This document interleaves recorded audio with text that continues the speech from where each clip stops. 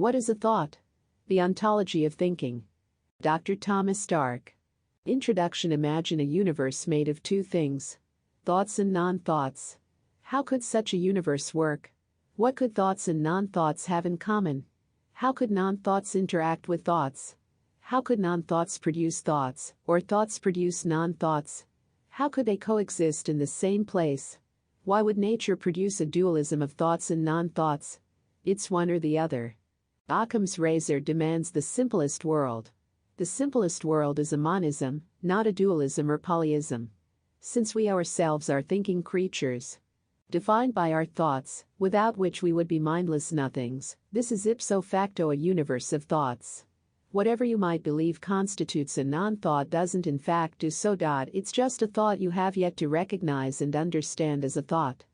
How would you recognize whether or not something is a thought if you can't define what a thought is, if you have no idea what the range of a thought is, and all the different ways in which it might manifest itself?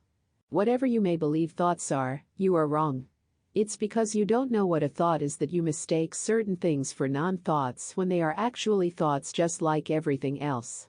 This universe is a giant thought, divided into separate thinking cells called monads, or souls, to use the religious jargon, which can think individually or collectively. Collective thinking is what most people can't grasp at all. They have no idea they are doing it. At this exact instant, you are living in a world that is the collective thought generated by you and every other mind in existence. Everything you imagine is matter, non-thought isn't. Matter is collective thought, processed through the supplementary collective thoughts of space and time. You are inside a dream world conjured up by all minds rather than just one mind.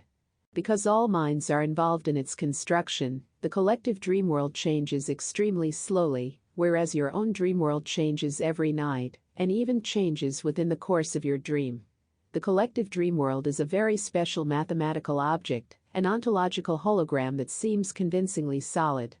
Humanity has failed to grasp that it inhabits a collective holographic dream, and it has erroneously labeled this dream world a real world made of some bizarre thing called matter, which no one has ever encountered in itself, i.e., independently of minds and of the thoughts and minds concerning matter.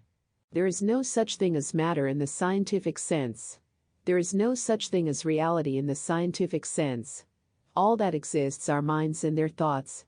Minds think individually or collectively. Collective thoughts have a special quality which humans misidentify as matter. The task is to explain how thoughts are made, how they are organized, how they interact, what laws apply to them, and how they produce something matter which appears to be non-thought. Humans operate in two modes. 1. When they are asleep, they inhabit their private dream world, created by their own minds. 2. When they are awake, they inhabit the public dream world, created by all minds, including their own. Humans do nothing but switch between their many individual dreams and the single collective dream. The former are subjective, the latter objective. The latter is objective because it is constructed by all minds, not just one mind. You are either in the world of your own mind, or in the world of all minds, but, one way or another, you are always inside a mind, inside a mental reality. You are never in a non-mental world, composed of non-mental things. In particular, you are never involved with a mind-independent world of scientific matter. In the movie The Matrix, the collective human dream was not a real, physical world, but a computer simulation of a physical world, controlled by an artificial intelligence, the architect that functioned exactly like the Abrahamic God, with agents operating as demons, and Agent Smith as the devil. The Oracle was the Holy Spirit, Neo was the Messiah, Jesus Christ. Trinity was the beloved companion, Mary Magdalene, Morpheus was the prophet, Moses, the red pills, the truth seekers, were the elect, the saved. And the blue pills, the complacent mass of humanity, were the reprobates, the damned. But artificial intelligences such as the architect are just collective thoughts in the collective mind, so the architect is our own mental construct, and cannot have any thoughts of its own, since it is not a mind in its own right. It is merely a simulation of a mind. A simulated mind is never an actual, living mind with its own agency and teleology. A simulated intelligence is not an intelligence. When Garry Kasparov, the world's best chess player, lost to IBM supercomputer Deep Blue had no idea who Garry Kasparov was, no idea what chess was, and no idea it had won. It had no idea of anything at all because it was not an actual mind, but merely a simulated mind, programmed to perform certain tasks with much more processing power than any human could apply to that particular task. Outside that task, Deep Blue was the biggest retard in the cosmos. A worm has enormously more general intelligence than Deep Blue. These considerations have a profound bearing on what a thought is and on the ontology of thinking. In a universe made of thoughts, if you have no idea what a thought is, you have no idea what life is. The correct definition of a thought will usher in the ultimate Copernican revolution. The world is always divided in two, before and after the revolution. Humanity understood nothing before the revolution in thought. After, it will understand everything. We are the revolution. The intelligible universe. Einstein said, the most incomprehensible thing about the world is that it is comprehensible. What a bizarre thing to say.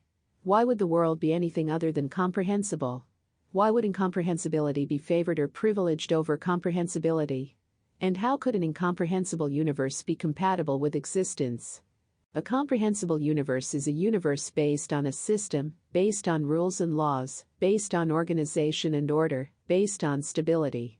An incomprehensible universe would be one based on no system. It would be a universe that operates via miracles, a universe without rules, laws, order, organization. A universe of chaos, randomness, instability, inexplicability, irrationalism, indeterminism, and unintelligibility. Could we as organized beings exist in such a universe? Our own existence serves as a refutation that we inhabit such a universe. How would we come into being amongst the chaos? If we grant a miracle that brings us into existence despite the chaos, how could we then make sense of the chaos all around us, given that it has no rational, explicable, intelligible basis? Most importantly of all, how could any part of the chaos interact or communicate with any other part, given that there would be no basis, no system, for such interaction or communication?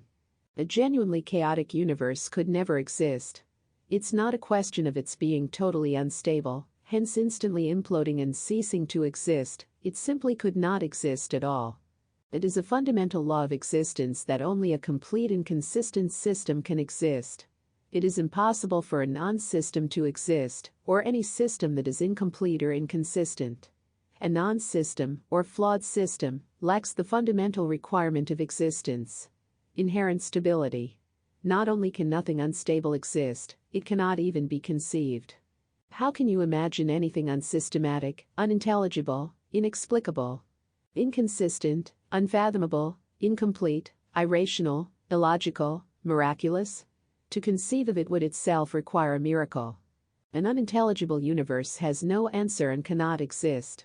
An intelligible universe exists and has a definitive answer, which any intelligent being can work out, provided they focus on that which is intelligible, consistent, comprehensible, complete, rational, logical, and explicable, and nothing else.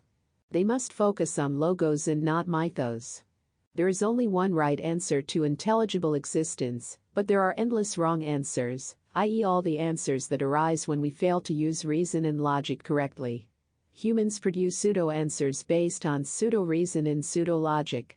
The vast majority of human thinking revolves around pseudo-answers, which is why we have silly religions, silly philosophies, and silly sciences. The problem is not that no right answer to reality exists, but that it is buried amongst all the wrong answers, which makes it almost impossible to see. How do you reach the correct answer when you are surrounded by wrong answers, many of which are astoundingly popular and implicitly believed by vast numbers of the people around you? The whole culture you live in is geared up to serving the interests of false answers. Every false answer has its own priesthood, its own establishment, a whole bunch of people whose careers and status depend on it. They will fight to the end to preserve their lie. There can only be one answer for why the world is comprehensible. It is made of something inherently comprehensible. If this weren't the case, if it were made of something inherently incomprehensible, it would be incomprehensible forever, or it would never exist in the first place. Nothing comprehensible can arise from the incomprehensible, and nothing intelligent can understand anything incomprehensible. No comprehensible process can be applied to the incomprehensible and extract anything comprehensible from it. Only one thing is inherently comprehensible, i.e., comprehensible without any further discussion, and that's mathematics. There is nothing inherently comprehensible about the concept of God, or scientific matter, or cosmic consciousness, or whatever.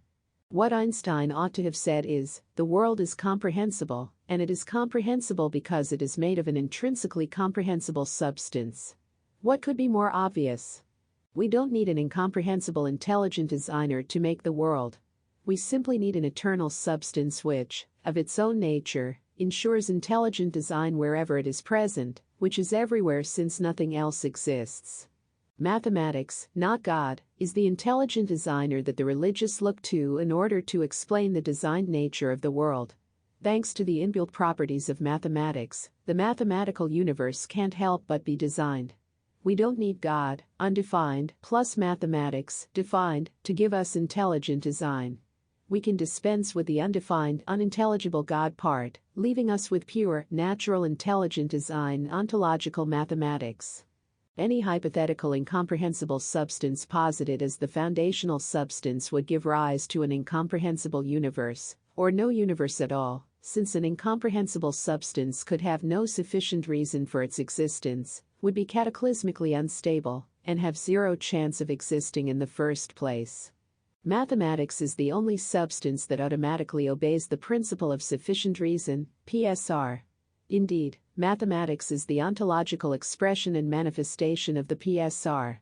Only mathematics is inherently intelligible, rational and explicable. Mathematics is the quintessential subject for providing answers to questions. So why would anyone imagine that anything other than mathematics is better qualified to be the answer to existence? All proposed alternatives are irrational and wrong. Mathematics is the quintessence of design and comprehensibility. Nothing in science is comprehensible, except through mathematics. Take away mathematics from science and it's incomprehensible and useless, and indistinguishable from another religious faith. Nothing in religion is comprehensible, which is why religion relies on faith. Nothing in philosophy is automatically comprehensible, which is why there are so many philosophies, often directly contradicting each other. Theists claim that their God is what makes the universe designed and comprehensible. The trouble is that they then say that God is incomprehensible to the human mind. This means they are effectively claiming that reality is incomprehensible. Eastern pantheists say much the same.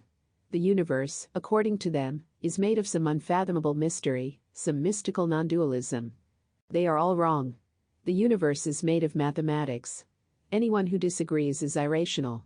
All suggested alternatives are irrational, inexplicable, unintelligible and incomprehensible. Why would anyone prefer an irrational answer to a rational answer? Because they themselves are irrational. Who are the irrationalists?